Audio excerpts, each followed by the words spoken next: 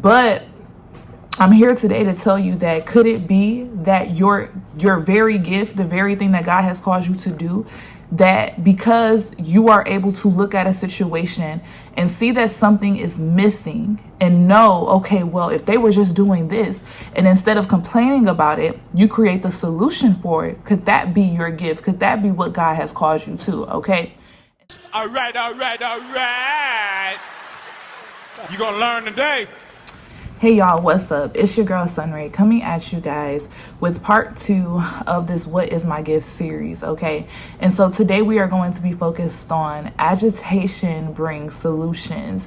Agitation brings solutions. So today I'm just going to be coming at you guys speaking from experience.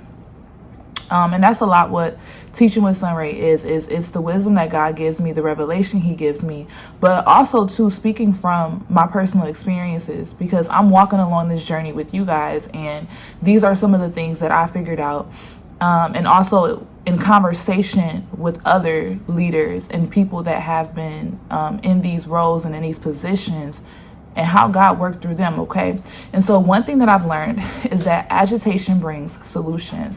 So what do I mean by agitation? So agitation is pretty much a fancy way to say irritation, okay? Or something that kind of bothers you, right? And you're not necessarily sure why that thing bothers you. But I'm here today to tell you that could it be that your very gift, the very thing that God has called you to do, that because you are able to look at a situation and see that something is missing and know, okay, well, if they were just doing this, and instead of complaining about it, you create the solution for it. Could that be your gift? Could that be what God has called you to? Okay. And so you guys know I like to operate in examples. So today I'm going to use an example of, I don't know, for example, my tutoring business, right? Okay. So one thing that I noticed about tutors that I had before is that they would always just like try and get you to answer. They weren't necessarily 100% teaching you. And, you know, I met other tutors that said, well, I'm not the teacher, I'm just the tutor, right? But when I created my tutoring company, I prided myself on making sure that as a tutor, I would not just be a tutor, but I will also be a teacher as well, okay? And because my sole purpose as a tutor is not to get you to continue to come back to me. I mean, if I wanted to fill my pockets, then yes. But my goal with anything it is that I do is to equip you, okay? And if you're a student that's underneath my tutoring company, I want to equip you so that you can know how to learn for yourself, so that you can know how to acquire knowledge for yourself. So what did I do? I used that teaching gift because it was annoying me that people weren't teaching. They were just tutoring. And there is a difference between tutoring and teaching. Tutors really just tell you the answers, tell you a little bit what you get to know. A teacher, they're going to walk through every single step of the way with you. They're going to kind of go backwards to see how much you know, which is the scaffolding technique.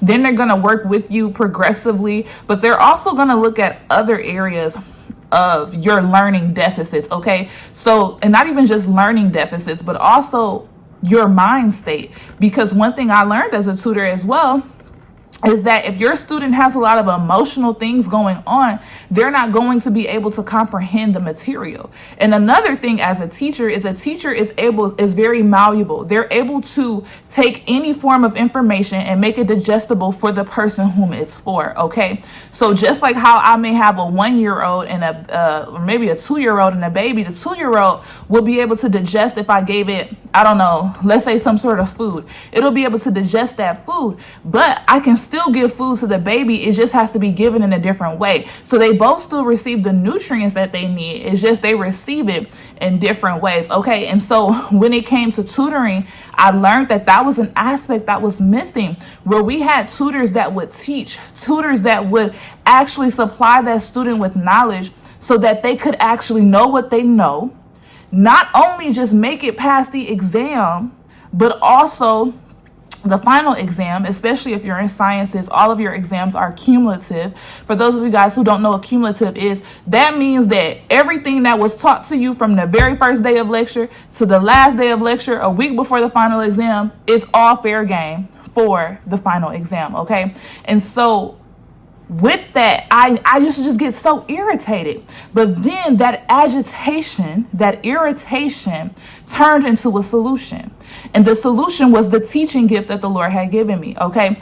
And so when you are able to look at situations in churches or in things like that, instead of complaining about it, maybe God has that gift that God has placed in you, that's the solution for it. I mean, yes, no, maybe so. I believe so, right? And it's one of those things where God blesses us each with a different eye. I see things that maybe someone else won't see. Somebody else may see things that I won't see. Like somebody might look at my videos and say, oh, well, this is exactly the scripture you need to be using. This is exactly this. But maybe their gifting is that they memorize the entire Bible. You know what I mean? That's not necessarily my gifting. I don't believe in memorizing the entire Bible. I love the Lord, but I will meditate versus memorize, okay? Which is a difference. But then that person, because of what their gifting is, they're going to be able to bring that what's missing forth. And hopefully, prayerfully on their channel or whatever it is that they do, they can bring that information there. Does that make sense? So it's like if you start to notice that something's missing and it's agitating you, maybe possibly that's the gift that the Lord has given you. And we're not just talking about in the Bible or talking about in sciences. It could be as simple as, let's say, God gives you a patent, right? So let's say, for example, you notice that when it comes to being a black woman and taking down your braids, it takes forever to take down your braids. Maybe you could create some tool that would take down the braids in, I don't know, half the time. Because honestly, half the time would even be better than the amount of time it takes to take down braids. And so that agitation, it's a gift because you have an innovative mind. You're a creator. You're You're a visualizer, a visionary. And so with that being said, you used your gift of vision to create something that would create a solution. And now you're making money from that patent or whatever. And I'm only saying that because I seen it on Instagram and I thought that was a pretty amazing idea. Like what? And that is how we create these new things, okay? Uber was not a thing when I was a kid, but it became a thing, I want to say, when I was in college. It became a thing. I don't think it was over 15 years ago. It was less than 15 years ago that it became a thing. Okay. But with that, it's completely revolutionized the way that we get to and from where we need to go. Like, you can travel somewhere and don't have a car and know you can get you an Uber. Like what? Or what's the other one? Lyft. Or the other one, Alto. So when you have these gifts that the Lord does freely give, because I do want to clarify, because I did mention it later on in my video. I had saw some comments on the previous video concerning the gifts freely given. Yes, the gifts are freely given. But what I'm saying is that I did not develop a true understanding of what my gifts were for until I served God. Because the thing is that I'm hidden in God. My purpose is hidden in God.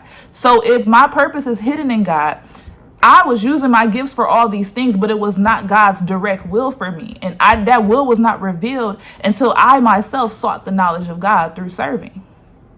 And so that's where we have to find ourselves. If you truly want to know the great purpose, the great destiny, you're going to have to do some digging. It's the glory of God to conceal the matter, and it is the glory of kings to seek it out. And so what I want to encourage you guys to do today is just say to yourself, okay, God, like, look at my life. Where is it that there's this agitation that I notice something's missing? Okay, and what have you given me that I'll be able to supply to help aid someone else's vision? Because sometimes you're not always just going to be on the forefront, right? You could be behind the scenes helping someone else's vision become more of what the Lord needs it to be, right? Because you have that missing piece, whatsoever it is, okay? But I pray that today's teaching with SunRay, which was really kind of like a SunRay Speaks, opens your eyes up to seeing that discovering your gift is not that hard, right? But I still believe that you must serve, that you must get to know God in order to understand a lot of things concerning your purpose and what that gift is particularly utilized for. Otherwise, you could be using it in the wrong way. All right. Love you guys so much. Talk to you later. All right. You gonna learn today.